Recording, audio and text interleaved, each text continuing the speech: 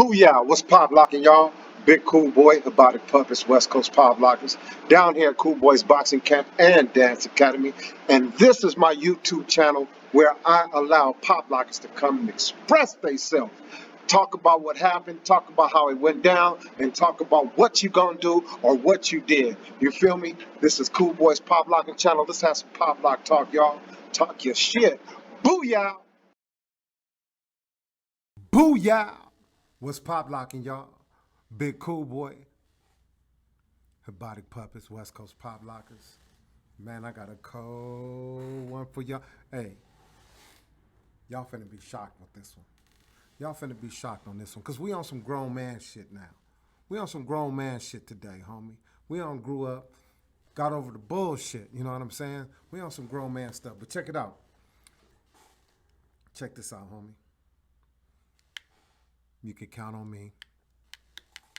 You can count on me to come with that phone.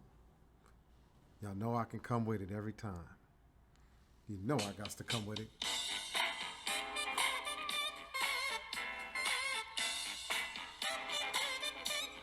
Hey, this one wasn't just for pop lockers. This one here was for pop lockers, low riders, gangsters, your mama, your daddy, everybody.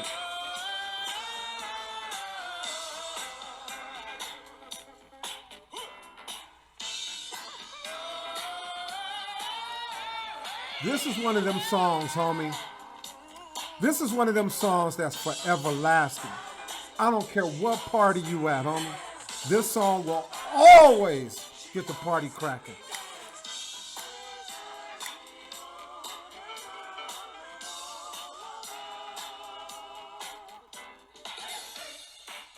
Never missing a beat, yeah. Boy, was it neat, yeah. Not just She was so needy when she did the freak with me. Not just knee deep, the full version. Funkadelic. Funkadelic.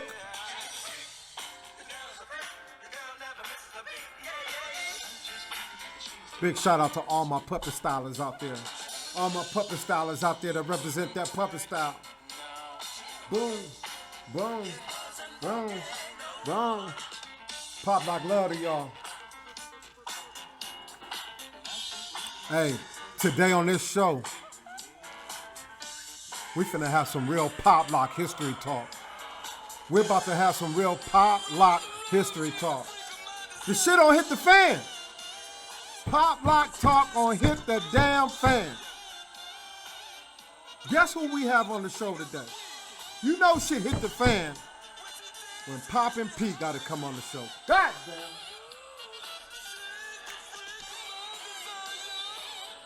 Oh! Oh! Ah!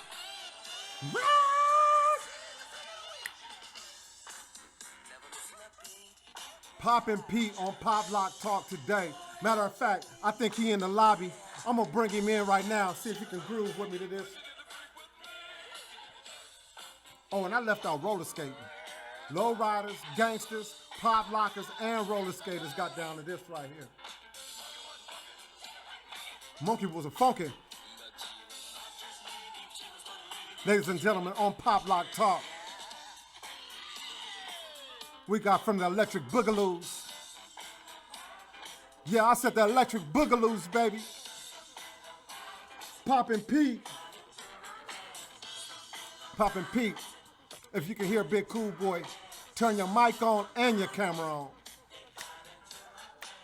so we can chop it up. Turn your mic on and your camera on and come on Pop Lock Talk right now, homeboy. I'm having a blast. I'm having a blast. There he go. There he go. Oh, shit. It's Popin Pete, ladies and gentlemen. Oh, my God. Oh, shit. Here he is. Look at him. Look at him. What's happening, man? What's up, cool boy? Hey, man. How this music make you feel? How that knee deep make you feel, Popin Pete? Uh-oh. No. Don't boogaloo on him. Don't boogaloo on him. Oh, he... I'm getting my poppin' on before I boogaloo. Okay. You know, bound to music. Hey, Popin Pete, can you roller skate? Can you roller skate? A little. A little. See, that was one of the things for me, you know, roller skating, man. That's an art form, man, in all itself, and I admire it and respect it. I love watching it. That's what's up. Uh-oh. Go ahead, get your groove on. Hey, you remember the freak? Oh yes, of course. You remember the freak and the nasty? Yep. What about the gigolo? Remember the gigolo? You don't know nothing about the gigolo, Pete. Come on. Come on. Yes. Hey, I'm 60 years old. I know the gigolo. Oh, you was doing the four corners. You know about the four corners. Hey, you know what? You're absolutely right too. I was definitely when I was young doing that fuck. You was hitting the four corners? Yes. Shit. How you doing today, man? The bump and all that. The man. bump. Ooh, 2 nights ago. How that jam start off 2 nights ago? I don't wanna bump no more. No big fat bum. Yeah. Yeah. Hey, you look dope, homie. You look dope. Man, you too, man. I didn't expect you to have a beard too. Oh yeah, I've been having mine for a couple of years now, man. Couple of years. Oh yeah, yeah. So you got to start paying attention to your puppet, dog. Got to start paying attention to the puppet. You know what? You're absolutely right, man. You're absolutely right. And I do pay attention to you. Uh-huh. You know, I do. Okay. I do pay attention. Okay. Hey, man, welcome to Pop Lock Talk. No doubt. I appreciate your time and consideration. It is my utmost pleasure. Right on, man. Right on. So, Popin Pete, Yes. we got a lot to chop it up about, homie. We got a lot to talk about. Man, first of all, I want you to go ahead and identify yourself for those, because we got people who watch Pop Lock Talk that are familiar with the dance and with everyone. And then I got newcomers that's like going through YouTube and scrambling through and come across some shit and they ain't gonna know who I am or who you are. So go ahead and identify yourself, man. Yeah, my name is Popin Pete from a group called Electric Boogaloos.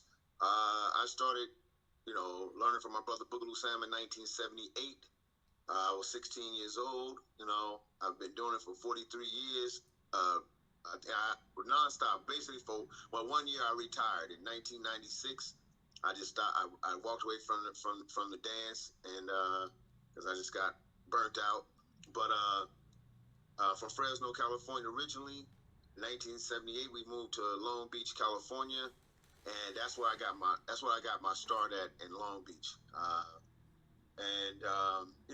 From there.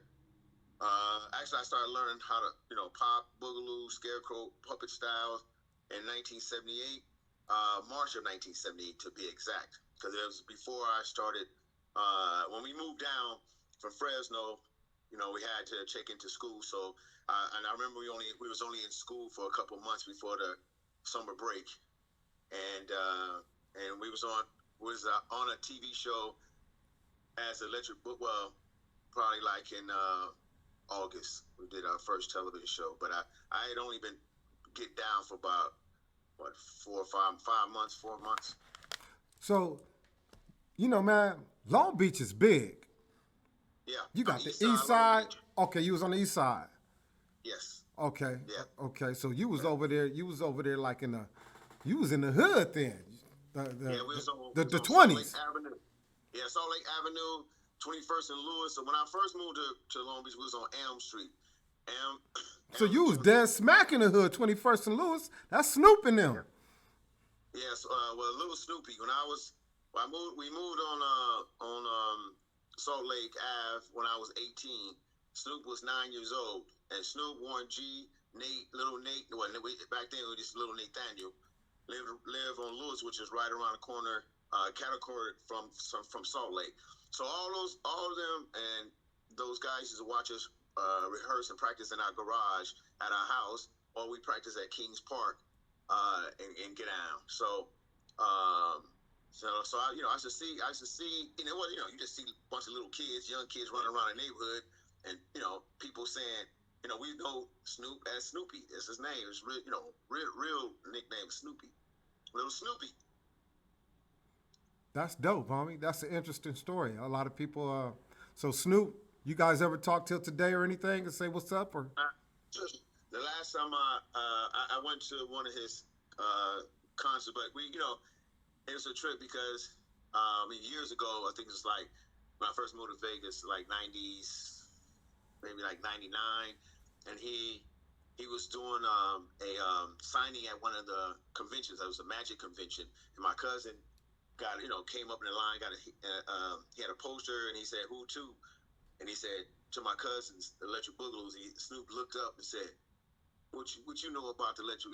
But he said, "Master, my cousin." He said, and he started naming us off. Then he said, "What? Like Boogaloo, Sam, Popin Pete, Robot Deck." He named them. And on the poster, he probably says, "To Electric Boogaloos, keep it going." Snoop Dogg. That's like '97. We supposed to did a concert with him to come and dance with him at a club there. Yeah. When we got there, there's just so much chaos going on. He went on late, and then they didn't have us come up. So. Oh, okay. So let's do this, Pete. Do me a favor, man. Give me a list of the official members of the Electric Boogaloos, the beginning. Okay. And the Fresno, there's the original crew out of Fresno. The original crew that Sam created, which I wasn't. I'm kind of like we were an extension from that group. Fresno group, where it started, was the Electronic Boogaloo Lockers. The Electronic Boogaloo Lockers were started in 1977. Okay. Sam was, formulating when he was doing around 76, but they made a group, and this dude named Nate Johnson in 77. That group consisted of Sam, Nate, which was his robot name was Slim, Sly was his partner, Joe Ant-Man was the locker, Tick and Wheel and Twistlefleck Don, and a little kid named Bowman at the time. That's a crew. When Sam started teaching me, those are the guys that I was looking at. Even though most of them, like Darnell and Tick and Will, were a year younger than me. I'm 16, they 15, and that's the original. That's the crew that gave us all the signature movement that under the Electric Boogaloo banner, the feel, how we dance, and all that. That's that crew. Sam was the leader or the co-leader or the co-founder of that group. That's the original. That's in Fresno. That's Fresno. In 77. To 1978. Uh-huh. Me and my brother Sam have different mothers, same father. So he was living with his mother. Okay. We moved, and then because I didn't see Sam. How it is. You don't see the brother as much. But Sam has always been the best dancer out of siblings. So when we moved there, he called me up and said, "Hey man, I got a new dance style called Popin and Boogaloo." And I said, "Well, what is that?" Because I was robotic then. And he tried to explain to me on the phone, "Man, Popin, you make your muscles jerk and just all this." And I'm on the phone on a landline trying to imagine what he was doing. I'm doing like this, trying to make my muscles jump or whatever he was saying. And Boogaloo, he said, you make your body go around. I'm doing, or your legs roll. I'm doing all kind of crazy, which I thought was the dance. And I was thinking, this sounds whack. Yeah. So he came to visit us 2 weeks later. And when I seen him do, it blew my mind. And I couldn't even believe how he was moving. And he separated dancing. This is popping, and this is boogaloo. And that's the different techniques he did. I gravitated towards the popping because I like it was that hard. I was like, ooh. Even though it was difficult to learn, boogaloo was all this stuff. Dude, that's just a lot of isolation. Minute. I don't understand it. I couldn't understand it. So wait, Pete. I don't mean to cut you off. Hold on. You just made me think about something, homie. In 77, Sam started it in Fresno, right? Yeah. And then he came to you in 78. Yeah. Man, isn't that the same year that you guys went on Soul Train? 79, we went on Soul Train. Wow. That means you had to learn how to get down like that within that short period of time. I was on stage. Soul Train was a televised show we did, but I did a TV show as Electric Boogaloos. We did a TV show called Hot City.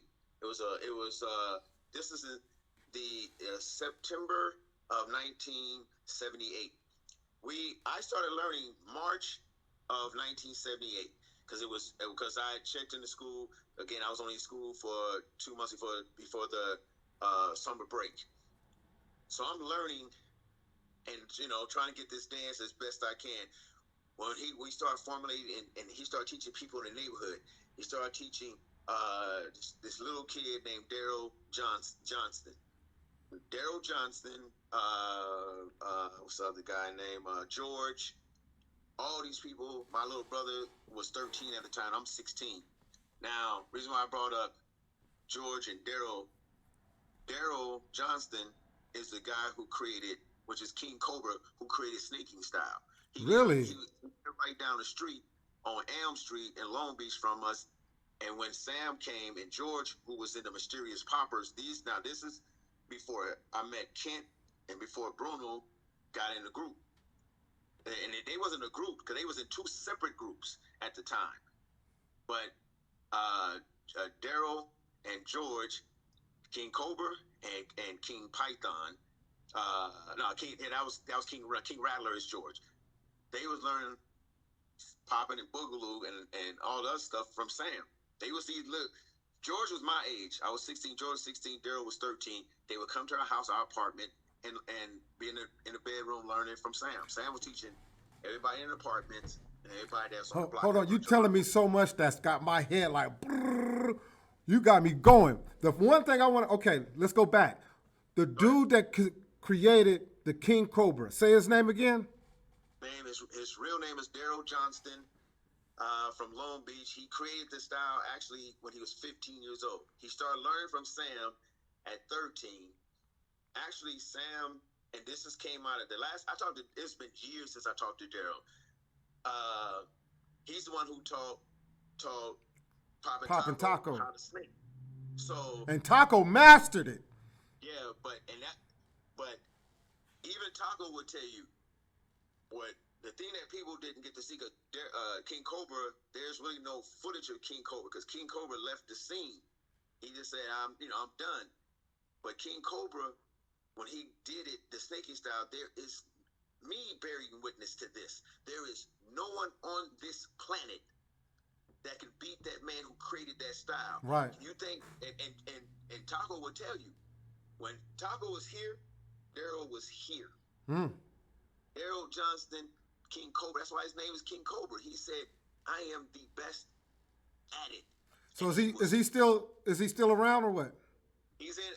Actually, he for the last time I talked to him, he was living up in Northern California. I think he was in San Jose or Santa Clara or one of them. Daryl Johnston, if you watching Pop Lock Talk, get at me. We gotta have that story, man, on that Cobra. Hey. Yeah, man. And this is stuff I bared witness to. It's not like because he was a part of the Electric Boogaloo under that camp, and he also when I talked to him, I probably talked to him in like 84, 3 somewhere in there on the phone. I said, man, how did you come up with the snaking style? He said, you remember when Sam was on Soul Train and he said when Sam did this move like this, he did like this, and I said, yeah, that's actually when Sam did that on the show. That's when we in a multi-colored uniform, the satin uniforms, and Sam in the blue. That's the first time any of the members seen Sam do that move. That's the first time we ever seen it, and we was like, what the heck? And I'm back there looking like, what is this move? So Daryl said, when I saw y'all on Soul Train, that was my inspiration to come up with snaking style. That came out of his mouth. What crew did he come from? Mysterious Poppers. Mysterious Poppers out of Long Beach. Mysterious Poppers were the second group after us. That then, of course, the Time Bandits And now the Time Bandits was because it was the originals. Then you had the juniors. Then the Time Bandits came, and then around the same time, then the Mysterious came after them. So Time Bandits pretty much was but they was when even the Time Bandits, Pierre and them, they was young. Yeah. They was kids. Yeah. Like we all young. We was all 3 or 4 years, 5 years Yeah. older than them. But they was in that if I'm 18, they 14, 15. Yeah. So. Shout out to Popin Pierre, Long Beach Time Bandits. That's the homeboy. And when I say original Long Beach, because him being from Long Beach, so I have to say that's what I have to say. The original Long Beach cat, man. So just all due respect to them, man. Man, I got a lot of respect for him, especially for Pierre, man. You know what I used to do, Pete? If I had a show, man, in his city, and I was getting down, I hit him up. Yeah. Hey, Pierre, I'm going to be at the blah, blah, blah. We pop locking. I'm going to be with Sugar Free, and we all going to be here. Blah, blah, blah, and we're going to be getting down. I had to let him know I was in his hood getting down, No, man, like I said, because we lived in Long Beach from 78 to 80. We was there 2 years. And the crazy thing, people don't understand, the original, when we became the Electric Boogaloo, now, a lot of people didn't know. They read now Electric Boogaloos with an S, meaning it's a multiple of us. No, our group was originally called Electric Boogaloo with no S. Oh. But it derived from, because once Sam came down and started teaching all of us from Fresno, he brought the name Electronic Boogaloo Lockers. We were the Electronic Boogaloo Lockers Long Beach version. So we was under that same heading. Our names got changed. We didn't name ourselves Electric Boogaloos from the get. This is what I want you. Really? A lot of people think that a Jewish man gave us that name. Is that right? 1978, yeah. So what role did he play? Why was he in position to be able to do that? Because we auditioned for our first live show. It was what happened was this because I now have to go back to the story where in 1978, which was probably about the summer, maybe again July, August, because we was out of school at this point. I living in Long Beach East Side, I said to all the members, "Hey man, why were you trying to go to Hollywood and get on TV? I'm 18 at this time." And I said, no, I'm not 18. I'm 16 because we was on AMC. Let me retract that. I was 16. So everyone said, "Oh man, because we was just doing shows in the hood. Little shows that we can get, dancing on the corner, some talent shows at Kings Park." So one day we all got up and got on the bus from Long Beach and rode it to Hollywood, trying to get to Beverly Hills, trying to get discovered. We said, "Man, we need to go get discovered." We didn't know the ingredients of how to do it. We just said maybe somebody see us dancing on the streets and in a limo and pick us. So we got on the bus, transferred through downtown LA at the bus station. Told us how this the bus you need to go to Hollywood. We trying to go to Sunset. We went from Sunset. That's where Star's supposed to be. So we on the bus. We turn. We see Sunset. We ring the bell. Boom. Get off the bus. We walking, looking around. It's a little shady, hood, neighborhood. Like we looking around like this Sunset, this Beverly Hills, and we walking. And every time we see a limo, we would start dancing, thinking it's a star in there. Gonna say, "Hey, come on, get in. I'm gonna just, give you guys some stardom or something." And we walked into the store. We said, "Hey, how is this Beverly Hills?" The man said, "What? You guys are in East LA." We was at East LA. I didn't know Sunset go all the way down to East LA. Yeah. And we walked because we didn't want to miss an opportunity. Yeah. We didn't know how far Beverly Hills and all that was. We walked from East LA all the way to Doheny and Wilshire. Belling. Y'all was belling. Belling. Trying to get discovered. Wow. That's how. So when we got there, We went to a bunch of buildings. We saw it's the not if anybody know Wilshire, it's the 9,000 block of Wilshire. You see a black building. It said where the Hustler magazine used to be up in there. We saw that building, went up and looked on the marquee, saw agencies pushing buttons. And we're a dance group. We want to, get discovered. We just raw. I'm young. Yeah. Sam. Actually, Skeeter Rabbit was there. My little brother and a couple other members. Well, so what was your little brother's name? Tick and Deck. Okay. Yeah, Tick and Deck. He still, he not dancing like he used to. He's 3 years younger than me, but he's like 6'5". He's tall. Oh man. But yeah, with that, and we got turned away. And we on our way back, this white girl walked across the street after we was waiting at the bus stop to go back to Long Beach. To take that 2.5 hour bus ride back, and she said, did you guys see? Y'all here to see Jeff Kutash? We said, who is that? Oh, he's a producer of this show. That's and we said, nah, we not. We don't know. We just going home. He said, oh, you guys dance? Sam said, yeah. And she said, what style y'all do? We said, we do a style called Popin Boogaloo. And she said, well, what is that? What is that? Yeah. Lock and all that. She said, it's like locking. I said, no, it's not like locking. And I remember Sam said, Pete, show her. And I'm sitting on top of the bus bench on the thing. I jump off. Yeah. And I'm skinny, rail little kid. And I started yeah.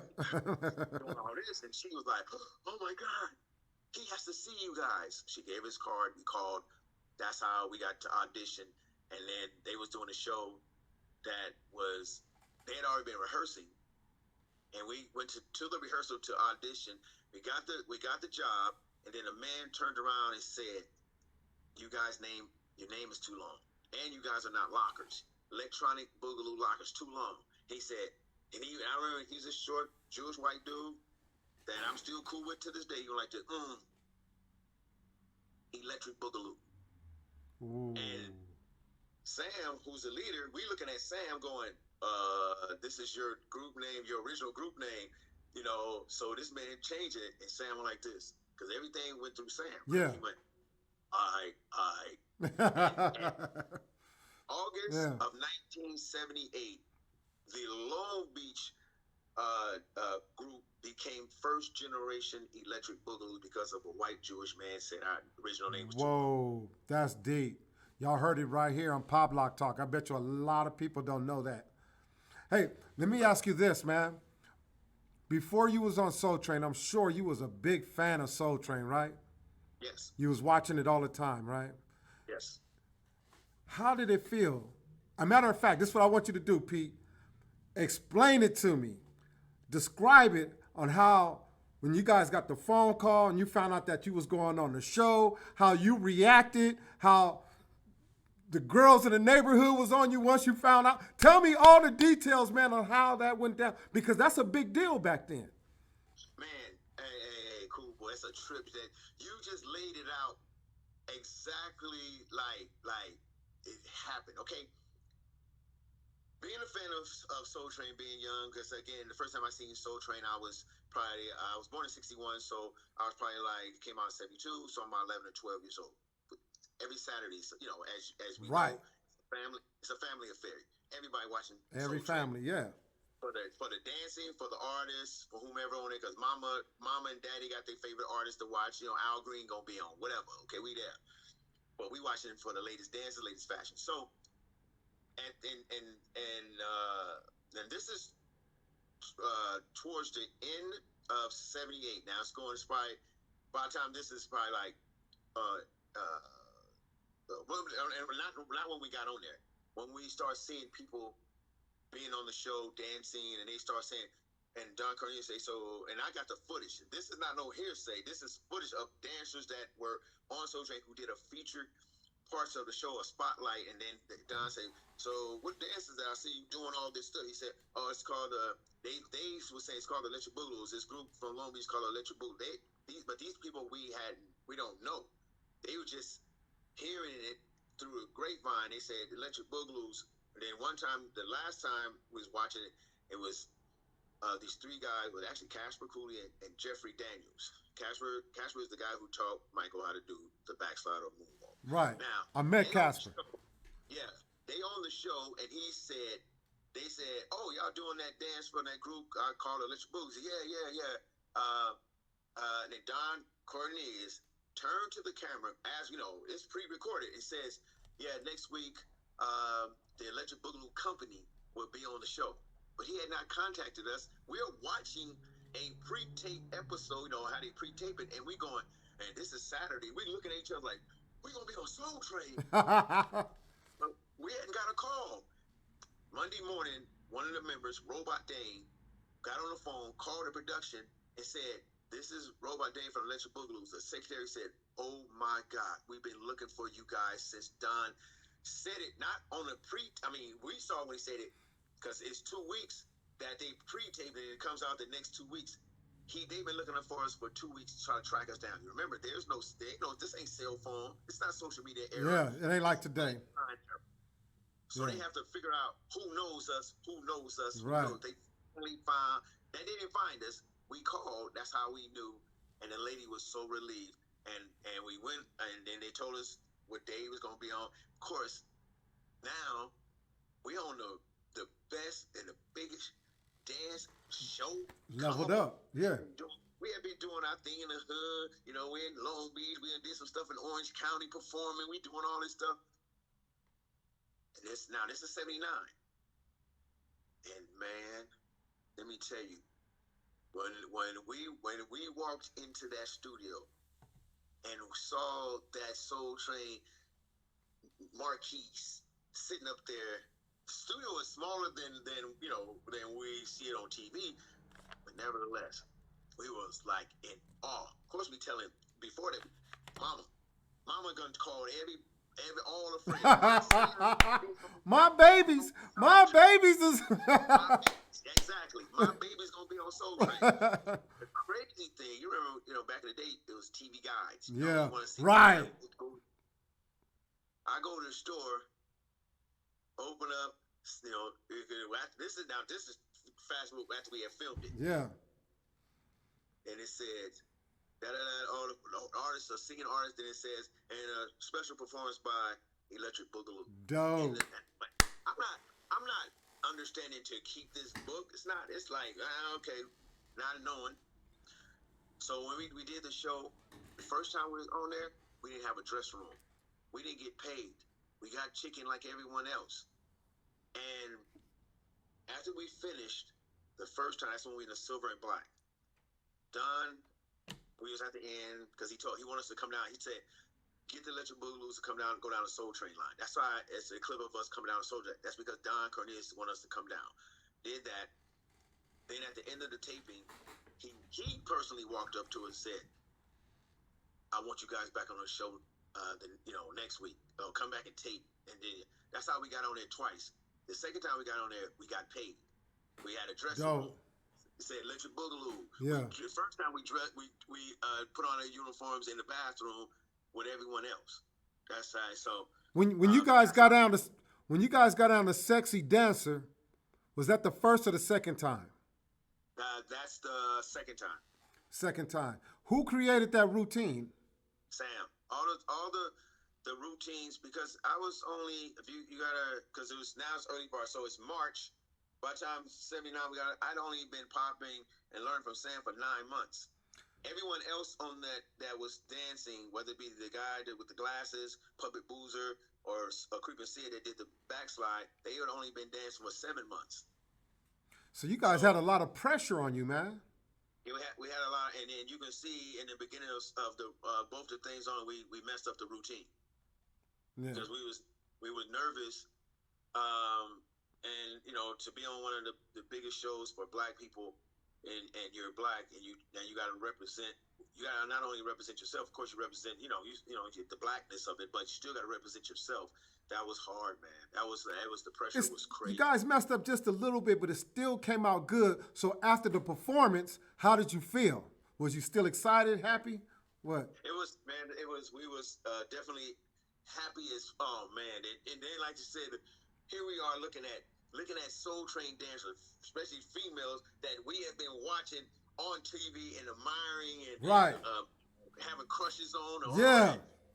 They are standing in front of us and smiling and, hey, how you doing? I'm going like, wow, like the Cheryl song, the Korean, the only Asian that was on that time with the long hair. Cheryl, she greeted us and had such a cool. She was cool. Everybody was on there was so cool because they were looking at something that a lot of people at that time was attempting to do. Right. And for us to come on that show and for them to bring us on there. And again, this is a seminar. This is now the Soul Train is a national television show. So this is when I go to other states, when I start going to New York, they said, people go, my mother remembered and was watching Soul Train, and she said, I know who they are. I was watching that episode, and it blew my mind watching this dance that was coming out of California. Yeah.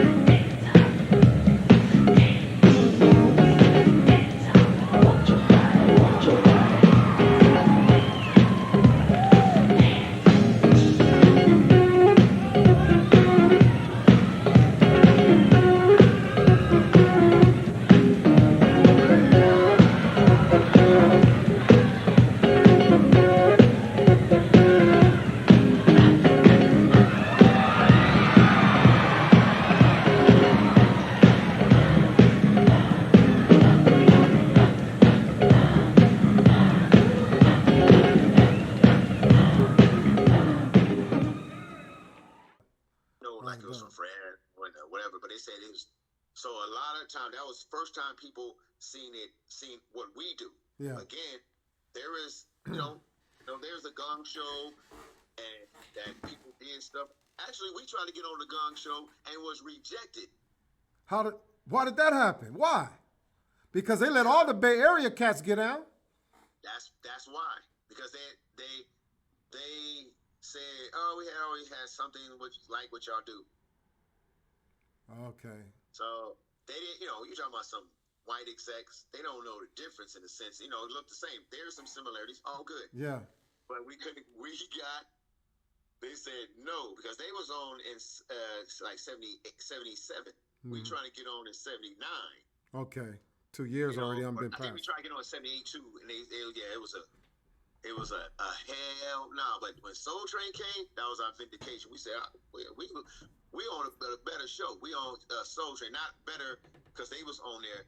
For me, when I saw the Bay Area with the Mechanical Device and granted Robotroids on there, I was like, whoa, that's dope. Yeah. So I've always dig what they was doing. I was like, oh man, that style is cold, funky style too. Hey Pete, you said something that caught my attention, man. You said that Casper taught Michael Jackson the backslide. Yeah. So it wasn't Jeffrey Daniels? Nope. Really? So do you know the credit? The credit's been going to Jeffrey.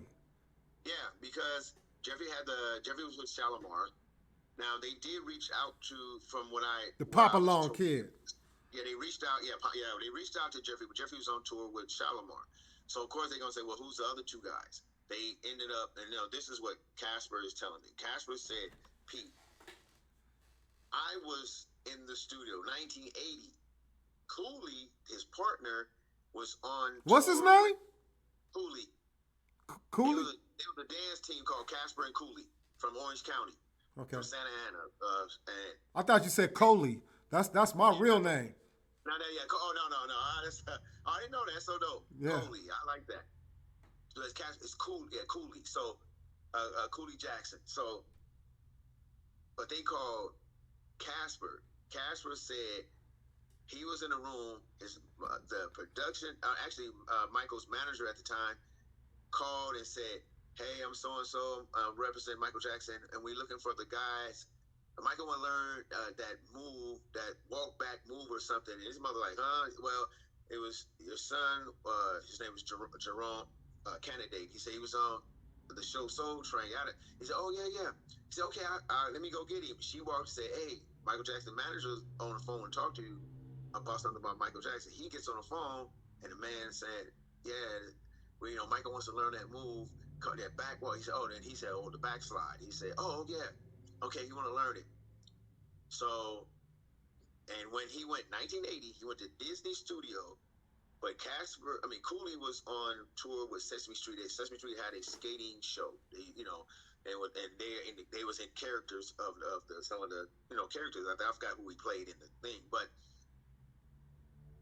Casper said that Cooley came because they was partners in the sense. But Cooley said he wanted to be part of the thing, so he came. But they only hired Casper to teach him. But he said, "Oh, come on anyway." This is out of his mouth, out of Casper's mouth. He was telling me the story back then and right now. And that's when they taught Michael both moves. They taught him the backslide, and they taught him how you walk. This is the moonwalk is it's the one everybody does, but it's when you're floating, you're walking like you're on no. It's only self-explanatory. You're looking like you have less gravity. That is the original moonwalk. Michael, for some reason, put the moonwalk with the backslide. And thus, when people seen him do it in 1983, he debuted on a Motown 25th anniversary, but he had learned it in 1980. The reason why I know this, because I sat there and talked to Michael in 1985, him and I alone, and I asked him, "Why did you wait so long?" He said, "I know you learned it from Casper." He said, "Yeah." I said, "Why did you wait so long?" He said, "Because I wanted to perfect it. I didn't want to just do the dance and not have it down." And that's why he did it on Motown 25th. But he had learned it 3 years prior to that. Wow, interesting, very interesting. Yeah, man. Jeffrey Daniels has been getting the credit for years on that, man. Yeah. And Michael Chambers. Michael Chambers actually Shrimp was Michael's one of the early dance teachers of the doing. He taught him before Popin Taco. Well, okay. So did Taco teach Mike the Cobra? That snake? Okay. Yes. Shrimp Boogaloo Shrimp started teaching Michael after the movie Break in '84. He for a short period of time, but he is and has to be credited to teaching him whatever that he was doing, the moves and the style he doing. Yes, you're gonna show that you can do the backslide like everybody else that got with him after that. But Shrimp did not teach him how to do the backslide. Just the fact that Shrimp, I think at the time he started learning from him, he was 16 or 17. He was 16 years old when he did Break It. So thus he was probably 17 when he got with Michael. In 80, he would have been like 13. There's no way Michael was gonna say there was no way Shrimp could be in any position other than if you was a star of a movie. Of course you're gonna get that shine. Who wouldn't want to work with Michael Chambers, the kid from this successful movie? I give him all that. It's all good. Yeah. But it's Casper who taught him the move. Not Casper who created the move. Casper just did the move, and they saw he wanted to learn. That's how Michael learned. Hey, Pete. And I hope this don't put you on the spot, because someone asked me one time who's my favorite top five rappers, and it kind of put me in a position. But I'm gonna put you on the spot, homie. Who are your top five? I would say three, but I'm gonna let you go five. But I'm narrowing it down from 78 to 82. Who are the top five poppers that you ever seen, aside from any of your crew members? Give, Oh, give me 5. I'm like you. I've been asked this question so many times. During that, if you talking about from '78, there wasn't '78. There was not a lot of people doing it. Right. So I mean, other than the original Electronic Boogaloos, some people outside of them in Fresno. When it came to Long Beach, Compton, all that, nobody else. They wasn't doing that style.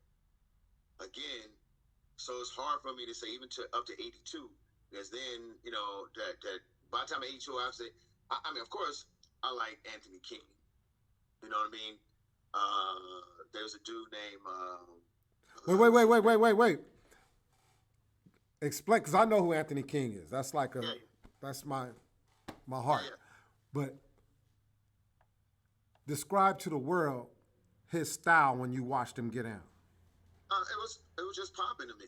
See, there was this thing, when you say, and at that time, because he started learning after I did.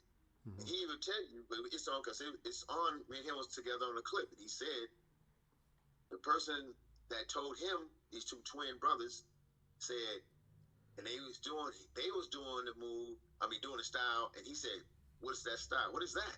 He said, "It's called popping and boogalooing." And he said, "Where you get that?" This is from, and if he want to change this, I don't know. This is from what he telling me. This is Anthony King said. They said from this group in Long Beach called Electric Boogaloo, and from this guy, man, this dude named Popin Pete, man, you should see him. And then when Anthony saw me, he said, "Oh yeah, he told me this story." But they was, he was after me.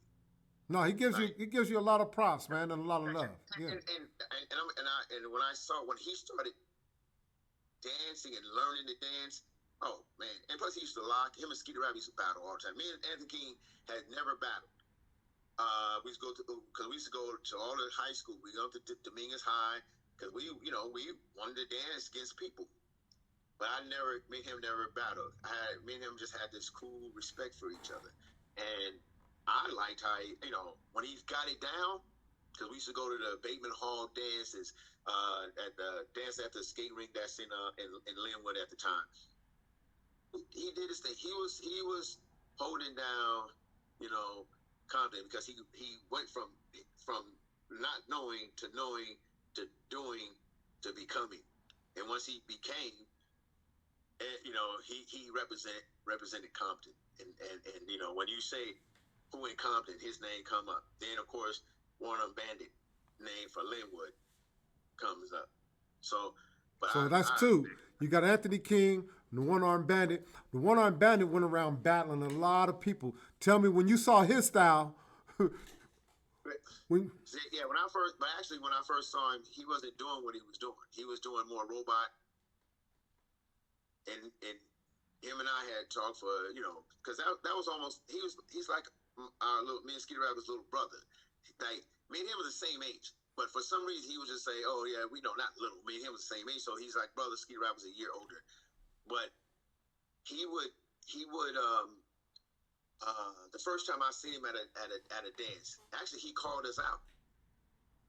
He called and we was at Bateman Hall, and he was doing more like robot stuff. And I remember we was looking at him like, now, what year was this when he called you guys out? 79. 79. So this is like after Soul Train. Because again in '78 is the blueprint era. So it's me learning, me trying to figure it out. Yeah, we did some live shows. We did one TV show. Then we did about 2 live things. Then we did the tour thing for 2 months in Lake Tahoe in October of '78 up to December. So by that time, here we are going in. November, December we home for Christmas. Then we going into the new year. So everybody starts seeing us when the show aired, and prior to the show airing, people had started seeing us when we started going everywhere. We living in Long Beach, we known in Long Beach. We going to a club called Noah's Ark. We going to all these things. Then Uncle Jam's Army starts in '79. It started in '78, but we started going in '79 when they came to Long Beach, the Los Angeles Arena, all this stuff. We was at a lot of those things, a lot of those functions when they was having jams at the Holiday Inn hotels. That's where we went house parties. We went to workshop, went to many places. You know, we went to high school, went to Washington High. We should go because we stepped out of our neighborhood because we wanted to test ourselves Okay. against whatever's out there. Okay, but Pete, I need to know the story because I'm gonna ask Bandit. Now I want to make sure the stories match. Y'all gotta remember this is Pop Lock Talk. What happened when One Arm Bandit called y'all out? How did that end? It didn't end well for him. Oh, okay. And we just talked about it today, you know, and he was saying, but when he said, man, but when I saw, because what he was doing, he thought it was popping, you know, because in his head, I mean, now, because he said, but then he went, no, I wasn't popping. I was doing more robots. Yeah. I said, I remember. Not saying that he was bad, no, but we came out doing this stuff. And he even said, man, when I saw y'all dance, I said, he was like, okay, Did all of you guys come out? I can't remember if all of us would have. If we all did, we all we did it on a demonstration. Mm-hmm. But what I respect about One Arm Bandit, man, is that Davis Mike didn't give a damn who you were. He go after you. Any and everybody. But I definitely dug his approach because he wasn't. It was not like, again, we were what you call hood known. We was neighborhood known. We wasn't like in this sense of like overly like this famous group. It was more like it's these guys, man, this group thing, yeah, like all good. So he said, well, I'm gonna put my against your y'all. That's what's up. About y'all. It was all good, and then we became friends and and talked. And every time we go to he got our number. We go to a dance. He'll call us. Hey man, you gonna be there? You gonna be there? Yeah. Oh yeah, that's cool. That's cool. So he that right there shows you the love of the dance and what it does for us, man. Man, dude, that's what I'm saying. It's the thing that I loved about and respected about many dancers, because again, I was a person, regardless if I was doing a dance a couple months before you or a year before you or a lot of people, but I didn't let that like sink to my head, because if I seen you doing the dance on whatever level, even if we was rivals, even if I didn't like you or we have a rival situation, if you were good, you were good, and I would make sure I was like, hey man, so and so can get out. I gotta get ready for him. So the dance for me spoke. It's not the person behind it, because only thing I can do is represent and respect you on the dance, because your name, even to this day, people's name don't mean nothing to me. I just don't. I look at names, meaning if you're famous or you known, I'm gonna give you that respect in that sense. But you still gotta represent the dance you do. Yeah. And if you don't represent that dance to that fullest, because it's right now, and not all the time, but sometimes people talk more than they dance skills can hold. They talk is bold and bad, but the skill level doesn't add up to how much. You wanna put somebody out there, or you wanna let that go? No. Because I can tell you. I could tell you a few. Hey, okay, but yeah, go ahead. Hey, you only gave me Anthony King and One Arm Bandit. I need to. It's hard, dude. I'm not. Give me one more. I know. Oh man, it ain't hard. This is Deuce, man. Hey, Pete. Anytime we say somebody's name, man, one of the homies that's rest in peace like that on this show, we give them 5 seconds of funk when we bow our heads, man. 1, 2, 3, 4, 5. Pop Lock love to Deuce. Man, tell me your relationship with Deuce. Man, dude, okay. There's a record store and famous VIP Records in Long Beach. Okay. Still around. For those who don't know, that's the record store where Snoop did his very first video, where he's on top of the roof, and what was the name of that? Snoop Doggy. Yeah. Okay. Yes. Yeah. And the trip thing about it is, when we were hanging out at VIP Records again, Snoop is only 9 years old. You're taking that, Snoop went up to VIP Records as he was 9, as he got to a teenager, got a young adult, all that. Then once he became the Snoop rapper and icon and the legend of Long Beach, yes, that is the VIP record is he's ingrained into the legacy of VIP Records. Shout out to Calvin. Shout out to Calvin, Yes, man. Calvin. Like Not Calvin Snoop, Calvin that owned the record store. Calvin, I think it's Anderson, I think. Because they both got the same name. Yes, exactly. But we used to go up there, and I remember one day, because Calvin would let us, because Calvin was one of the first. It was one of the first record stores to have a live DJ. He started having, and I remember it was the front of the DJ booth was supposed to simulate the Queen Mary, so it was like a front of a boat. And I remember this little Mexican dude that just spun. I forgot his name, but he spun. But every time any new song, whether it be first I heard Aqua Boogie, you hear all the new. And when we come in, Calvin said, "Pete, I got some just came in by so and so," and then the homeboy go put it on, and I'm in there, just popping it, because he allowed us to come in there and practice or just get out because it's music playing through the thing. One day, this cat, dark-skinned cat, both the same complexion. He had it. I remember he had a bebop kind of hat. He had a fishnet on his head. In his hair. Had the gangster. Straight gangster. And I remember he had on gloves, like I'm good. I'm looking at him. I know the way. I'm from the hood. I'm from, that's where I'm born. And he said, "Man, what's that?" And I said, "What's that?" And he said, "Man, yeah. Oh man, you get out." I said, "Yeah, I'm in a group called Electric Boogaloo, Poppy." "Oh, okay." And I said, and then he said, "Man, I get out too. I'm from LA," but he had, I think he said, I don't know if he was messing with somebody, a girl, or he had family. All good, but me and him talked. I remember we was in front of VIP Records before we went in. We like, "Man, okay, what you do?" And he started dancing. What year was this, Pete? Yeah. What year? And this is early 79. This is early 79. And I looked at him. I said, "Oh man, you look like." I said, "You dance like sort of like the Bay Area cats." I said, "You got that Bay Area style." The way he was moving, how you doing? I said, but we just became good friends, dude. And the thing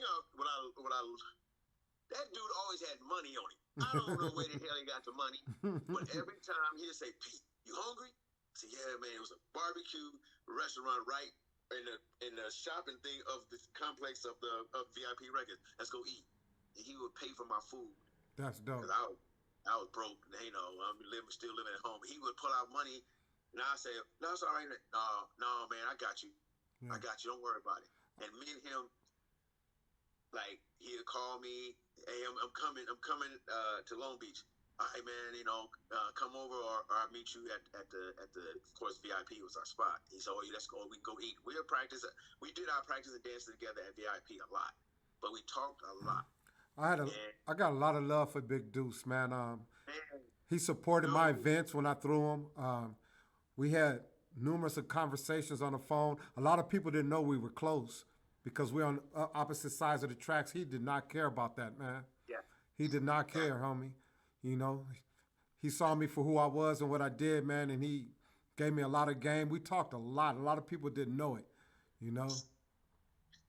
You're saying exactly, you corroborating what I went through with him. He loved to talk. And then he even said, "Pete, man, I'm about to get into acting." I said, "For real?" And he did TV shows. Yeah, because he did an episode with Beretta, right? The dude from Beretta. Yep. And he did a few other little things. And he was serious. He wanted to be an actor. Yeah. And he wanted to play. He said, "Man, I want to represent who I am." Yeah. So, but he did great. And then when I found out that he got sick, I would see him every now and then throughout the years, and I started noticing he was, gaining weight. But then somebody told me, hey, he's in the hospital. And I'm going like, what? Dude's in the hospital? And I remember, I remember not the call about him passing. Yeah. He called me. I got my phone rung. I'm on. I said hello. He said somebody said, hey, this Pete. I said, yes, Pete. He said somebody want to talk to you, and because they had to find my number. They found my number. I said who? He said Deuce. I'm at the hospital with him. He wanted to talk to you. He said he told the people I need to find Pete. I need to talk to my brother Pete. Ooh. So I got on the phone. I said, what's up? I said, now I knew he was, sick. I said, man, I know you're feeling, just small talk, trying to, because it's sensitive, man. I'm going, okay. Right. Man, Pete, I wanted to call you just to tell you, man, I love you, man. And I've always respected, man. Oh. Man, hold up. And I'm just, that was one of the, I think for me, Skeeter Rabbit's death, yeah, and Deuce. Of course, a lot of people died, but for him to say he'd track me down just to say, man, brother, I love you. I always respect. And I said, man, I always have respect for you, brother. And I remember he just said, man, it's gonna be all right. And I said, all right, man, and nothing, okay, I hung up, and I think about a week later he passed away. Man, and it's just, and because a lot of people always question me or question that, like, oh, you had some rival with dudes. I said, I'm having a rival with my brother. Yeah. I love that dude. Ain't that crazy, man, how rumors get mixed up and start and go left and in the wrong direction, man, and when it get back to us, we be like, what? And that's, dude, I got thick skin. I had to develop thick skin. But that's one of the things that hit you hard. They got me. The rumors, yeah, rumors of me and him, or me not respect or did not liking him and have this thing. That's the things that for me, anybody is I don't like Pete. I don't like Pete style. I don't bother me. But when you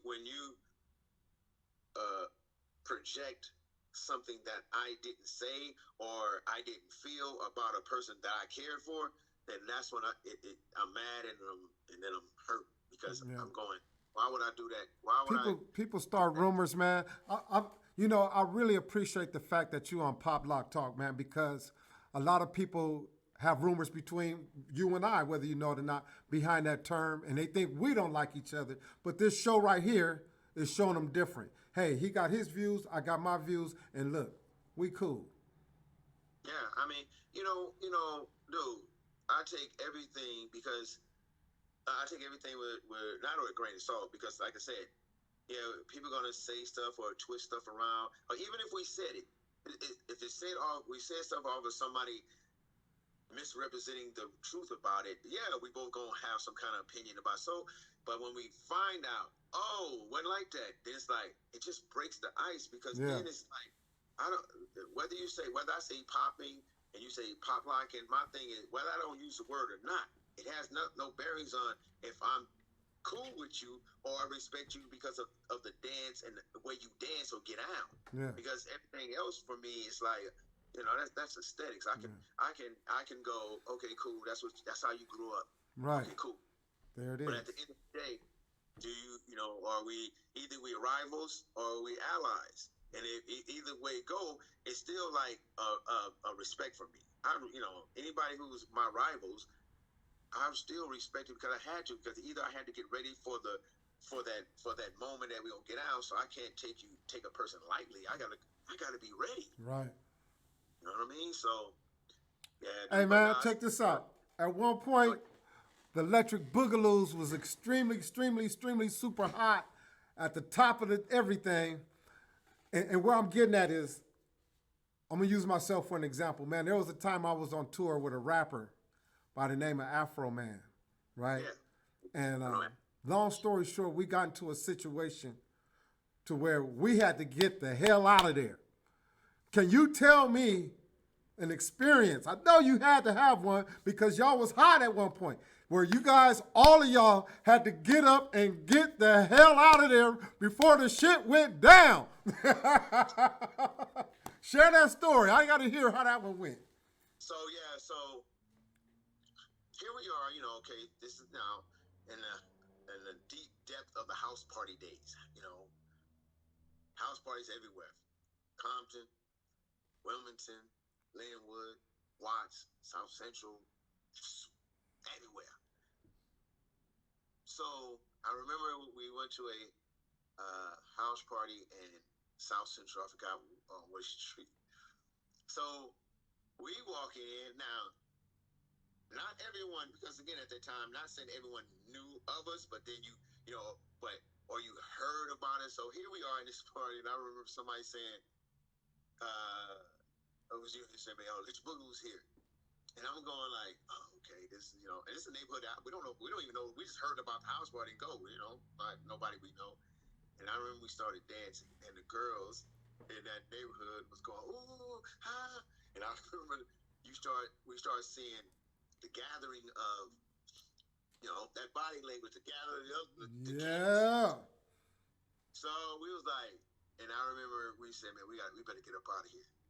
And all of a sudden, all we heard, I forgot I can't remember what side. It could have been, Crip, Blood side. I can't remember, but I heard something, and they said, "What up?" What up? What? Yeah. That time we was out the door. We was already going out the door. It's not like, again, you're in somebody's neighborhood. We're not strapped. We wasn't about that. We were a dance group. Right. And all of a sudden, we trying to get to the car, and we heard in the air, not shooting, but I guess to say I'm scared these old scary ass niggas from Long Beach. Yeah. All I remember, it was ass and elbows. Ooh wee. Running. We was getting that. In them days, you got to park somewhere because a bunch of cars going in parks. Their cars around the corner. Yeah. Yeah. Bone out. Get to it. It's scary, because I'm young, dude. I'm from living in the hood. I never been a banger, never was all that. And it's not like I was some good boy. I was out breaking in cars and stealing tape decks and sunroofs. I was a hustle. I didn't make money because dancing wasn't giving me no money. I'm in just barely getting out. I didn't even graduate because I started dancing. But yeah. But I still wasn't. I wasn't that dude that that's Skeeter Rap. Skeeter Rap was the gangster gangbanger. So, but Skeet got family. Let's give Skeet 5 seconds, man. 1, 2, 3, 4, 5. Rest in peace, man. The Skeet. Yes, man. Much love to Skeet. Yeah. Skeet got family from my neighborhood, man. Oh, for real? In Compton, yeah. Yeah. Yeah. Man. Wait, so what side of where were you at in Compton? Rosecrans and Central, Campanella Park. Yeah. All right, dude. Yeah. We went to house parties there. That's treacherous, dude. Like, damn, you was a good man, dude. Yeah, he's related to T-Tone and Jim Bob from my neighborhood. Yeah. Yep. I know him. Yeah, of course. See, this is the thing. Cool boy, that because you can contest to this, how we grew up. Despite the dance was part of who the diaspora of who we were. We danced, we got out, but that backdrop of where we live, whether it be East Side, Long Beach, and all that, you from Compton, going from there to South Central or whatever, the things we had to deal with. Even if you was to dance, you still had to deal with the neighborhood, or you had to deal with some other neighborhood. Yes, your neighborhood's going to protect you. That's how it was with us with Long Beach, because when the 21st Street Insane started by these two brothers who was my age, who were on 17 and 18 years old on 21st Street. So when Insane started, because they seen who we were, they like, oh. They remember we was talking to someone. They said, "Oh yeah, they told us that house we lived in this white house between 2 apartment buildings." They said that white house, That house not to be F with. Oh, That's the Electric Boogaloo's house. that's cool.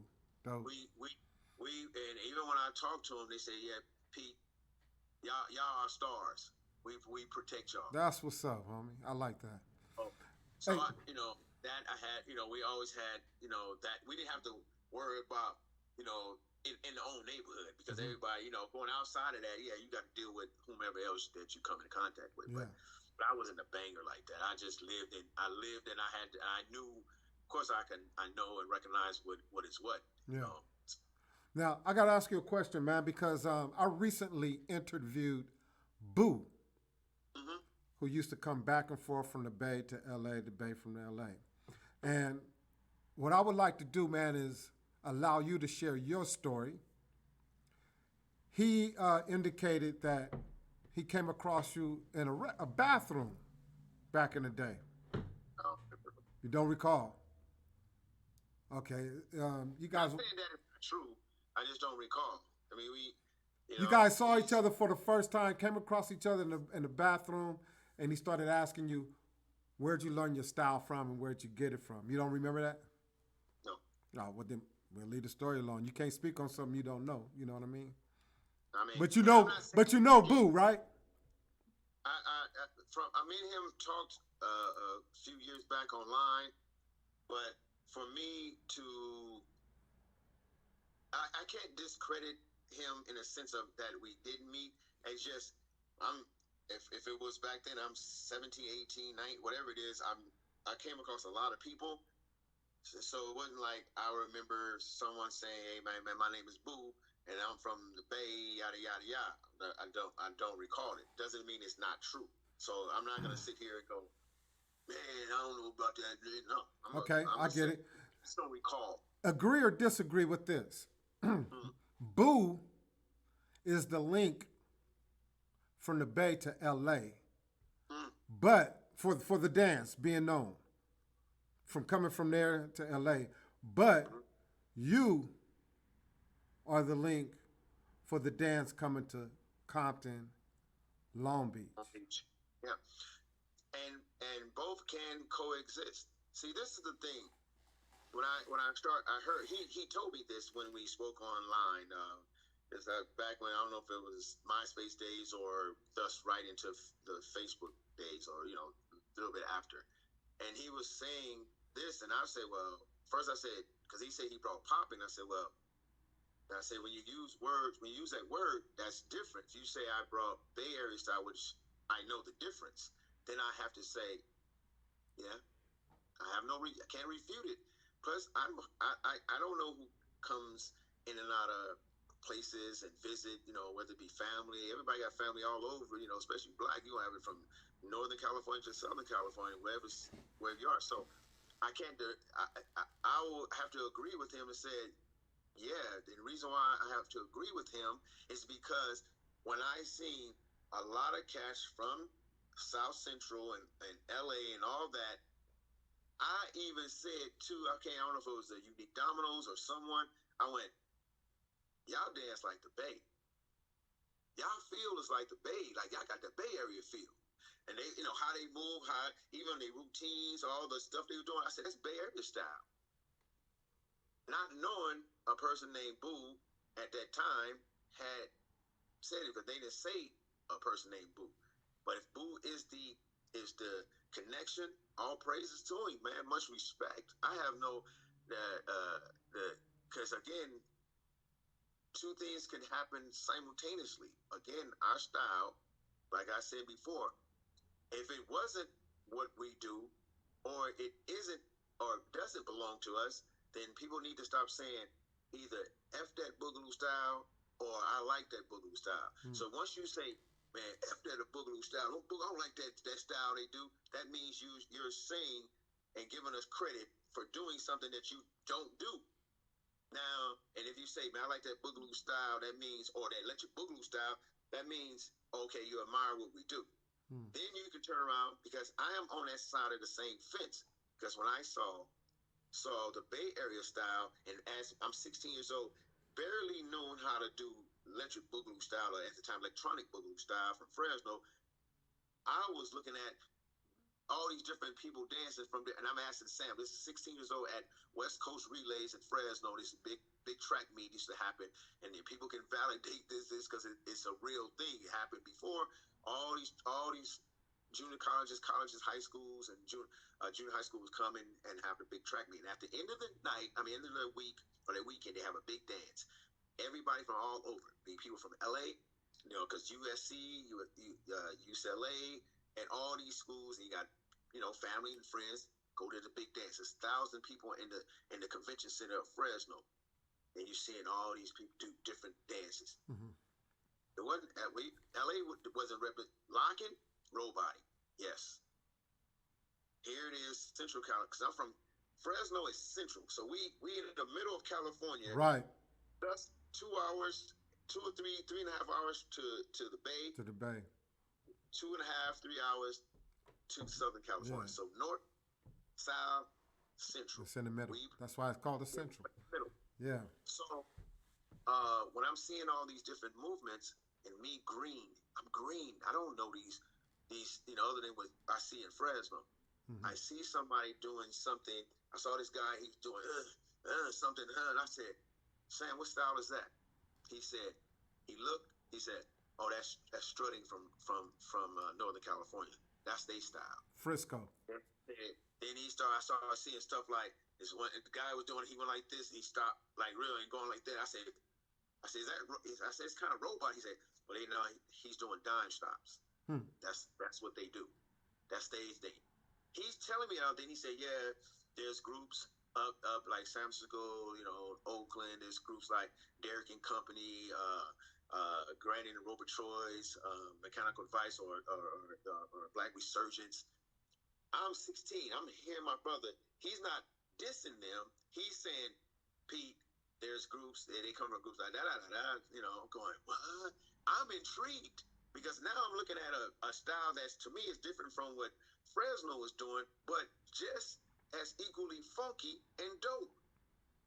So I never dissed Bay style. Good. I'm glad for you to say that, for everybody to hear. Also, what you just did was beautiful, that Boogaloo Sam acknowledged that different styles came from different cities of the Bay Area. Yeah. Yes. He said, yeah, that's strutting. That's dime stopping. That's, he gave him, so he did give him props. Yeah, man. And the thing about it is so crazy because this is something that I only can say, because since we don't have our website, we had our first Electric Boogaloo website in 1999. When it started, we had it built. This guy built it for us, and then he said, "Well, what's the content you want to hear?" I said, "Well, put the original members, Electronic Boogaloo, lockers from Fresno, the members, what they were doing, created. Put the Long Beach, Then I said." Then I talked to Pop Tart or someone at that time. I said, what is the styles that was going on, or moves or things or some, and I put whatever he said, because I wanted to make sure the Bay was on whatever they was doing, whether it be Oakland, Northern California. You got Northern California, you got the Bay, because I know once you get to Northern California, it's still sectioned off. You have San Francisco, Fillmore District, Vallejo, you have Richmond, you have Berkeley, you have Oakland, you have all these different places. But I said in general, Northern California, and then the guy, I think it was Pop Tart or somebody, and I gave the guy the list. So on the site it would say, but the site guy had a virus and we couldn't get back in it. But we had and that's 1999, and we listed all and given props to the areas. Oh. Saying, there was a move called Pose or 3D and all these 3D stuff. And this is, if that site was up, a lot of this stuff it would explain a lot. Wouldn't be happening right now. Oh, man. Because at the time, because a lot of the OGs wasn't computer savvy, but internet was very new. Yeah. The internet came out for the public in 97. Yeah. By the time 99 came in 2000. They wasn't, a lot of those original cats had not got on and caught in on the thing, and plus, and the information to get it out was limited. it wasn't like we have search engines now. It's different back then. Yeah. So you can't find us and let you book until we tell you, hey, here's our thing. And then the days you have to say www. Right. Yeah. So, but we gave them props, and I've always given, even going to Japan. Hey man, for me, the styles and what corners from the Bay to Fresno. So when I'm talking about in that style, then later on, I said Los Angeles because a lot of people think they always say, even when we go overseas, the Electric Boogaloos from Los Angeles. LA. We're not from Los Angeles. I never lived in Los Angeles in my life. Right. From, you say LA County, just I get that, but I never had a Los Angeles address. I lived in Long Beach, then I moved to Lakewood, California, then I moved to Compton. Mm-hmm. But that's Compton later on. I'm many years later with 2 kids and all that. Then Yeah. the other was no kids. I'm in Long Beach, but my thing is I've given and I've talked to most of them, not all of them, are either online or on phones, and and they know how I come. It's never man, bunker what y'all say. Oh, we had a big panel meeting at B-Boy Summit 1984. No, 1994. Okay. No, sorry. 2004. Excuse me, because 2004. It's the B-Boy Summit 2004. It was the Black Resurgent, Black Messengers, Media Circus. I know Park Autumn. Everybody was there. Us. We had a big discussion. I have it on my memory thing. I just haven't put it up. And we all talking, and we are saying to and what we do is what we do. Our style. What we do is our style. We're not taking nothing from you. Sam got on the mic and said, "Hey man, what the people doing all over the world is the style that I created," and no one said nothing. It's not dissing them because they said their story, and I respect their story. I love Bay Area style. Bay Area style is freaking cold. Take away the politics. Take away all these because everybody get caught up in feelings. I don't get caught up in feelings. I get caught up in artistic, behavior. I look at things as an art form, and I look at what you do and say, I don't give a damn if y'all don't like us or we don't like you. What you doing is cool. So the dance has nothing to do with attitude or personality for me. So I respect. Bottom line is, the Electric Boogaloos give props to the Bay Area. Yes, and I can say I do. But I'm not saying because But that's not taken away from what y'all have done, man. Because I'm here to say that you guys woke up the world on our side of on the Southland. You know what I'm saying? And that props goes to the Electric Boogaloos. And I represent the South. I'm from the Central, but I learned in Southern California. So for me, if it was a thing, and people can take this for what it is, it doesn't mean that any other place isn't irrelevant. But if it came down to who you gonna rep, I'm gonna have to rep the South. Come on now, of course. Partially, my thing is I'm with Fresno. I am Fresno. I left Fresno at 16 years old. I've been living in the South longer than than I was at for my first 16 years. Yeah. But I wasn't. I was just roboting, trying to lock, just you see. But yeah. I learned in Long Beach. So I have to say, if it came down to it, that's who I decide I have to. If it's and again, this is no diss. I would, if it came down to the world against us, and it was North, Central, and South, then we all walking up to the plate together, and we gonna represent us, California, to the whether it's from the Bay to the sunny shores of down there on PCH. Yeah, right on. That's what we're doing. Hey man, how's Mr. Wiggles doing? You're doing good, man. So I was just with him in Phoenix. We did a meet and greet out there with our friends, but I hadn't seen him in 2 years. had not seen my brother in 2 years because, he stayed locked up. He wasn't, he wasn't catching a virus. He wasn't catching a case. He wasn't catching a cold. He said, I'm in the house, huh? He said, and what I love about it to watch, because, Will's doing his demonstration of dancing. Yeah. You're in your house by yourself when he got his mask on. So that's tell you how hardcore he was. He said, I'm protecting myself against the virus, and I'm by myself. Wiggles is originally from New York, right? Yeah, he's originally from Mr. Wiggles, man, Pop Lock love to you from Cool Boy. You got to come sit down and talk to me, homie. I don't want to. Come sit down and talk to Cool Boy, homie. And let me tell you, when I told him that you and I had spoke, actually, when I told you I was on my way to Phoenix, I said, man, guess what I talked to? He said, who? I said, Cool Boy. He said, oh, that's good, dude. That's good. Wiggles always, because Wiggles is like in the middle, because Wiggles not from the West Coast. Yes, the thing that Wiggles did when I first met Wiggles, right? This is 97. And of course, Sugar Pop is the one who taken the West style to New York. And Wiggles started learning from Sugar Pop, who's learned from us. But at this time, Sugar Pop wasn't in the Wiggles learned from Sugar Pop? Yeah. How to do, he started showing him what was going on the West. So through what she was, so we'll say he wasn't showing him and let me reiterate that. He was showing him what we show him as Electric Boogaloo style. She's not showing him from what's on the West. That means you had to show him what what Bay was doing. And I get it.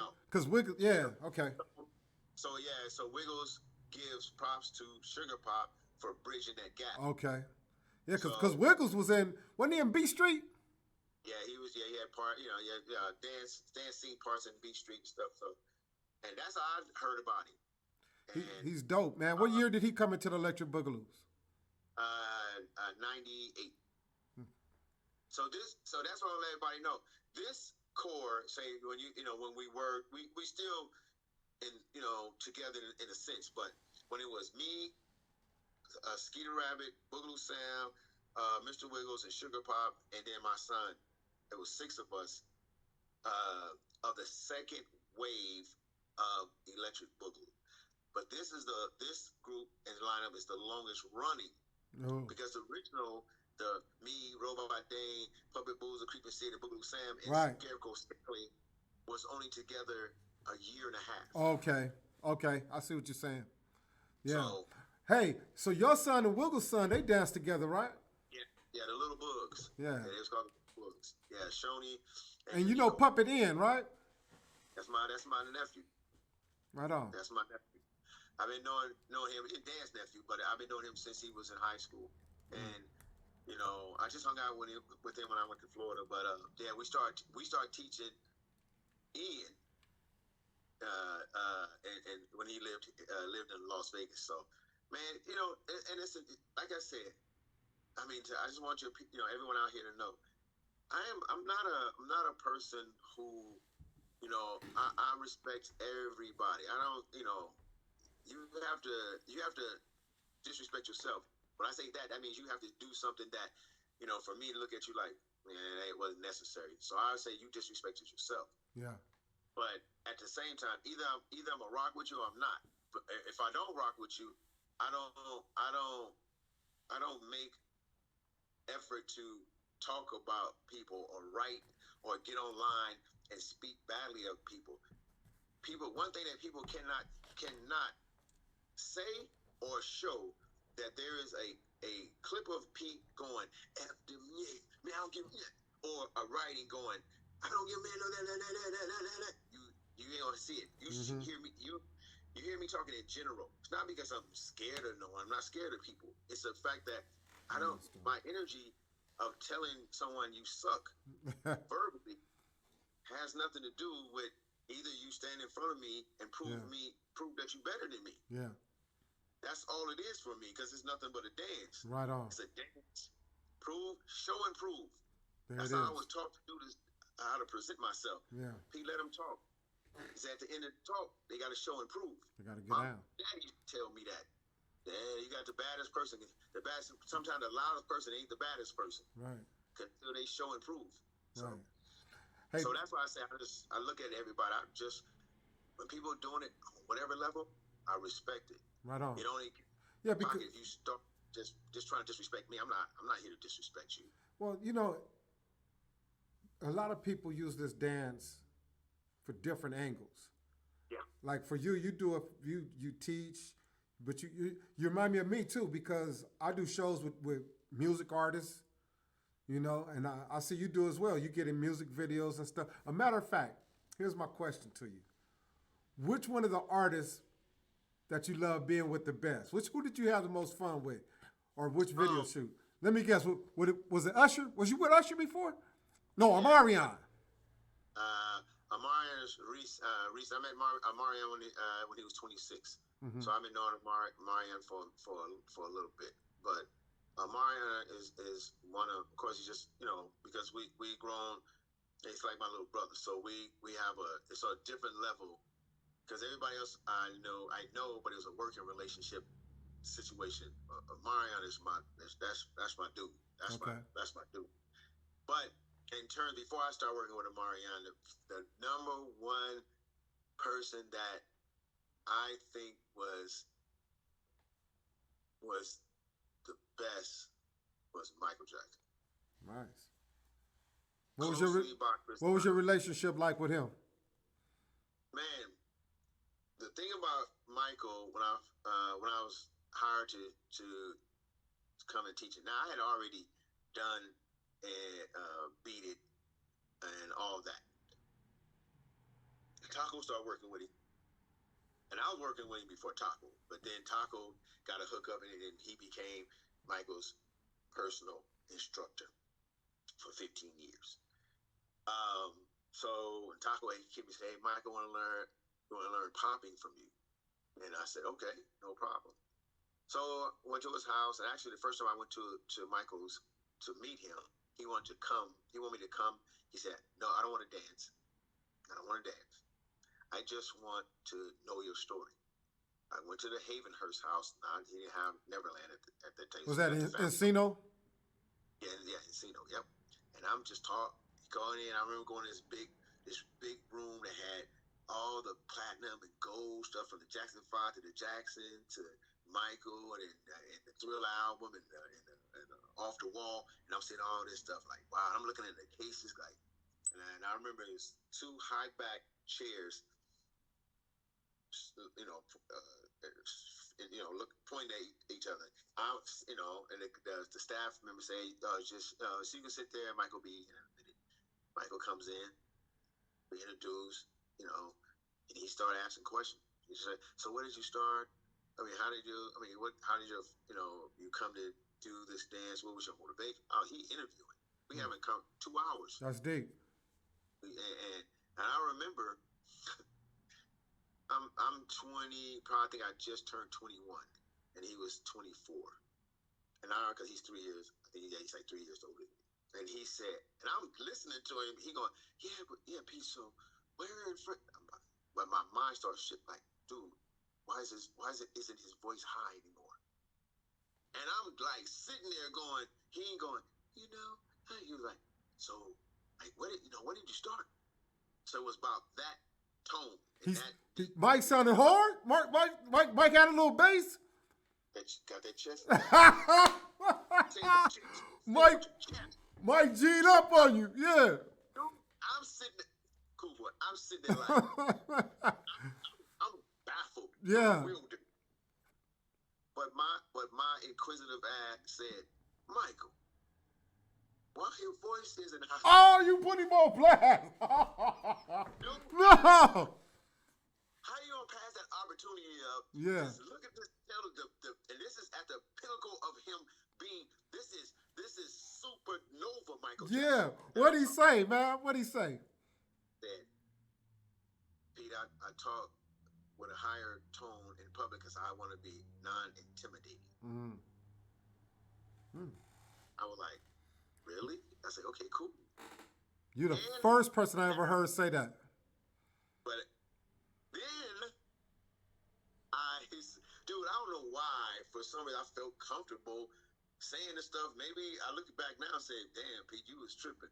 Later on, we was talking, and he's talking. Now I could talk, not then. Yeah. I'm a listener. Like, and then I'm talking, man, we having a conversation. And I said, I should have got fired for this, dude. I said, What you say? I didn't know you talk this much.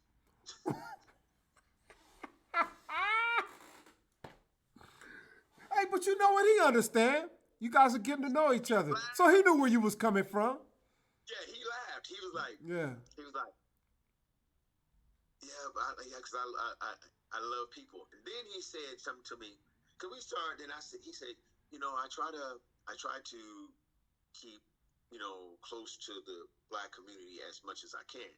And I said, yeah. I said, yeah, that's cool. He said, yeah, because sometimes I would put on a disguise and I would drive to South Central or Compton, and I would drive through the neighborhood in a regular kind of car just to feel. He's telling me this to see,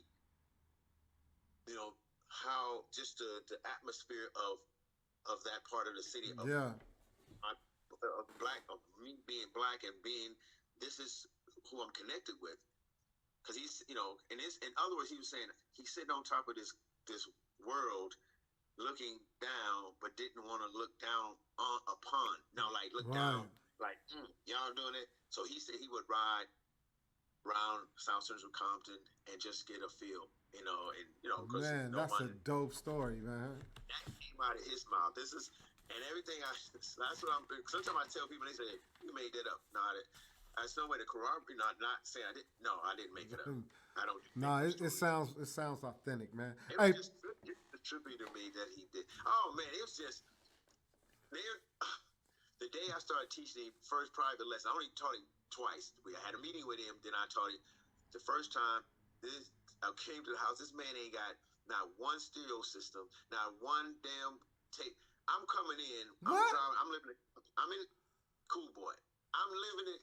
I'm now I'm on my friend's motorcycle because my car broke down. So I asked him, man, I gotta go teach Michael. Let me use your motorcycle. I'm going from Compton all the way to Encino. To the valley, yeah. On it, get there. All right, we're gonna go in this room, go in the arcade room of the house. I said, arcade, pinball machine, Miss Pac-Man machines. I'm like, okay. Looking around, like, there's no music. Oh, you don't break, like, boombox. No, I don't. I said I'm on a motorcycle. And I remember he went on the phone call. He said to staff, could you bring me we have a radio, a boombox? So they're going to bring. Wow. You think that's Michael Jackson? You would think. Yeah, that it was a little bitty transition radio. Oh no. Not the bitch 200. Yes. Yeah, from Radio Shack. Oh man. And I'm looking, now it's a cassette. I don't have cassettes. Oh. I said, we got to have music. He said, you don't have it. I'm not, then I said, I got an idea. I taught Michael Jackson his first private lesson with me to 1580 KD AM station. Oh my goodness. No bull. So what are you responsible for far as Mike's movements, his hitting, his popping? He couldn't. That's the thing. He couldn't grab it? So me telling everybody watch move one button. It was more of him saying I'm gonna teach him how to more because I saw the little pop that he was doing because of Taco. But I want to say I'm gonna teach him how to boogaloo. I'm gonna teach him the Electric Boogaloo way. I'm teach him all this. So I'm in there. We cut on the radio station. Whatever came on, I'm trying to dance to it. Whether R&B, slow. I'm just trying to say, man, we got to do it through commercials. So I start. I'm next to. First, I'm showing Fresno thing. Then I start. Okay, I'm gonna teach you the Boogaloo. So I start. He was looking at me going, like. And I'm saying you gotta go like this, and it just did. Boogaloo didn't fit him. It didn't grab, yeah. And I don't see him doing it either, Pete. Yeah. And even when I started popping, the way I'm more, especially in that days when I'm young, I'm I'm energetic. I'm energetic now, but I'm energetic with I can pace myself. It was Yeah. I'm all over there. He was like, I don't know what the hell just happened. And he tried it. Yeah. And then the radio station is like playing slow music. I said, I cut it off. And I started going like this. And this is nothing. You're going to know, as soon as I do this, you're going to go, oh, yeah, we all did this. Come on. Yeah. I started doing that. And he said, Pete, why are you making that noise? Like, make that noise. I said, to keep pace, rhythm. Smooth Criminal. Oh. That's the honest guy. Okay, that's where he got it from then. That's what you gave him. Yeah, and he said it to me. He said, when I seen him in '85, he said, oh, the sounds you were doing. Because Michael he loves sounds. He loves to do these things when he making beats in his head or when he verbally saying. So when he saw me do it and heard me do it, he asked, why you making that sound? I said, to keep rhythm. I ain't trying to beatbox. I ain't at that time. I wasn't even like, I was just, we all did this. This is not, Yeah. I don't claim I created nothing. I'm only doing what black folks do. And he started doing it. But and then I got fired about 2 weeks later. Did he pay you good though, man? I got paid $500 an hour. Woo. I would have spent. That's it. We talking about 85, because I did Breaking, so it's towards the end of 84, because Breaking came out in May. Well, shit, that was real good money back then, man. Yeah, it was real good money. So I did. So I think I was up. So I think I was there 2 hours both times. Mm-hmm. So then I got to knock on. I was living in Compton then on Cusco Block at that time. I got to knock on the door. Some white dude in a truck, like knowing that he ain't supposed. Like this dude ain't supposed to be in this neighborhood. Hand me a pink slip and it opened it up, says, it's MJJ Production. Popin Pete, your services are no longer needed. Not in a bad way, because they had to sever because of the thing. Yeah. All good, And then, but he had told me in '85, he said, not '84. At the end, he said, Pete, I'm getting ready to do a real big project with Disney. I said, for real? What is it? What are you doing? I'm doing this new 3D technique, and it's a Disney production thing called Captain EO.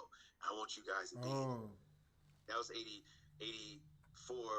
So it's like that's dope. September 84, 85 come. That's when he do That's Captain when y'all EO. did that. Okay. Yeah, and that's when he hired me and Taco, because he wanted to be a Taco. Originally, Ski and all of them, and it wasn't in. They didn't come in until later, because I told Michael, man, we need to have it, because he dancing with a group of people. I said, man, we should get a group of people. He said, but I said, I called everybody, even my Sam, but they had to come in and dance and audition. Yeah. Sam didn't do the routine right, and he didn't get picked to be in it. So it was me. That was Ski, Jazzy J, Cobra from the Booyah Tribe, Hugo, and me and Taco. Okay. Hey, Pete, I want to have some fun with you for a minute, man. Let's have some fun, homie. Okay. Let's do something different right now. I'm going to ask you some questions, man, and I want you to pick one or the other. You ready? This is off the chart. This ain't even about pop locking no more. Let's just have a good time, homie. You ready? Yeah. All right. Yeah. Vanity or Beyonce? Vanity. Woohoo! We have to fight over her, homie. We would have to dance and fight over Vanity. Definitely. That's my girl right there. Okay. Yes. Low riding or Lamborghini? Low riding all day. Woo!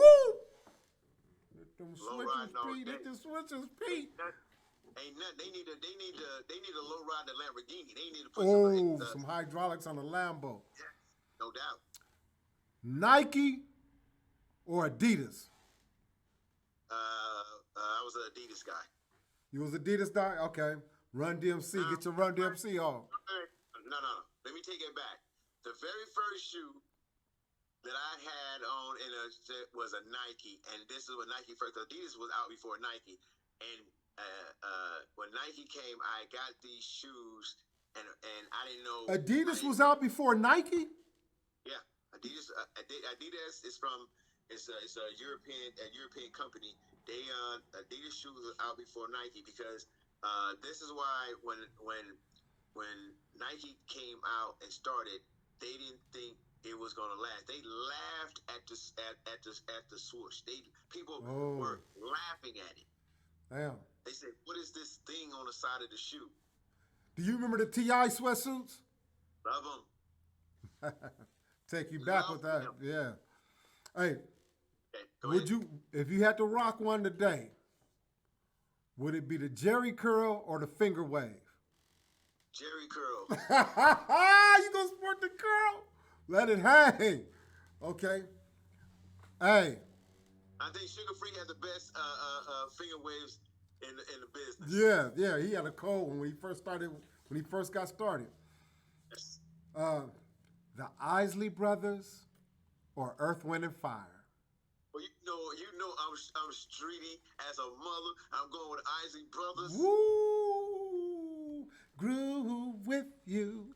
Oh, baby, what I would do. What's your favorite jam by the Isley Brothers? In Between the Sheets. Woo! Hey, girl, ain't no mystery. Got my first kiss at 16 years old at the Pike. At the music Pike. park Hey, downtown. they don't understand what the Pike. The Pike go way back. Tell them what the Pike is. Pike was a amusement park in Long Beach downtown on Ocean Boulevard off the pier. It had the wooden roller coaster that we would go down and ride all the time. Had arcades. Had the scary house. I went through the scary house ride with this girl that lived in the same apartment. She was gangster. I was only probably at that time about 5'11". She was about 6'1". Pretty as she won't, but she was gangster. Ooh. And she said, "Went through that, I remember." And she said, "Give me a kiss." And I'm looking at her like, "Huh?" And I remember her breath smelled like juicy fruit, bubble gum. And I gave her a kiss. And by the time we got out of the end of that ride, she said, "You my boyfriend." Ah. Wow. Gangster rides. Hey. I'm your boyfriend. Pitbull or Rottweiler? Rock. Okay. Karate shoes or Wallabies? Oh, you called, dude. Why you? The Wallabies it's Wallabies for me. Wallabies, bruh. Yeah. Okay. Man, karate shoes hurt when you, man, there wasn't no cushion up, man. Now look. Listen to me carefully on this one. Not the song. Okay. Judge it more on the video. Uh-huh. Party Train by the Gap Band or I Feel For You by Shaka Khan? I gotta go with. I'm a Gap Band fan, dude. Charlie. Okay, go with Charlie. Okay. Yes. I'm going to put you in a situation on this one. LL Cool J or Ice-T? Since I know Ice-T very well,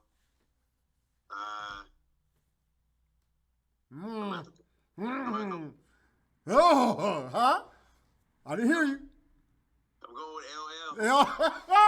Ice-T, you heard what Popin Pete said? No, Ice-T, no. Now look.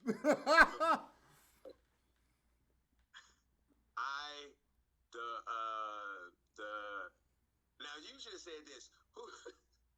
Who has the best all-time album cover of all? Ice-T or LL? I'm gonna say Ice-T. Yeah. Power. Now, and this is not me trying to make up for what I said, about Ice-T. Ice-T is an innovator. Ice-T is a West Coast, legend, icon, innovator. I remember Ice-T taking this, going to Carolina West. Oh, I remember the Carolina West. off of El Segundo back in the day. Yeah, back in the day, and he was so persistent, and he knew his stuff, whether people called on or liked it back then or whatever. But he had one thing that he had of many things. Of say his rap is his tone, his voice. Yeah. I don't give a damn where you were. If he started rapping, you heard something, that's Ice-T. That's what's up.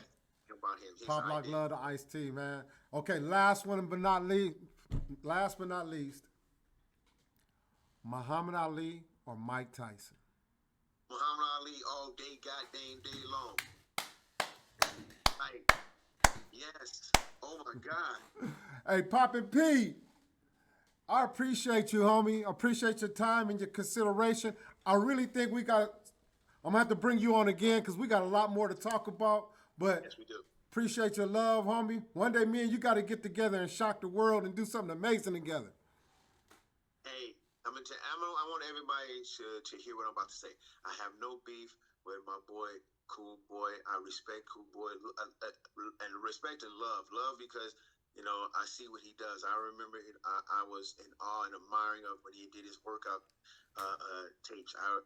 Even when he's working with the youth, giving back.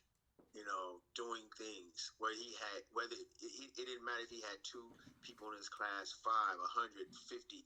He gave it the same effort he would always do. So I see you, my brother. Hey man, thank you for your recognition. Appreciate your acknowledgement, man, a lot. Hey, before we end the show, Pete, you got to throw me a wave, man. I'm gonna catch it and I'm gonna throw it back, homie. Okay.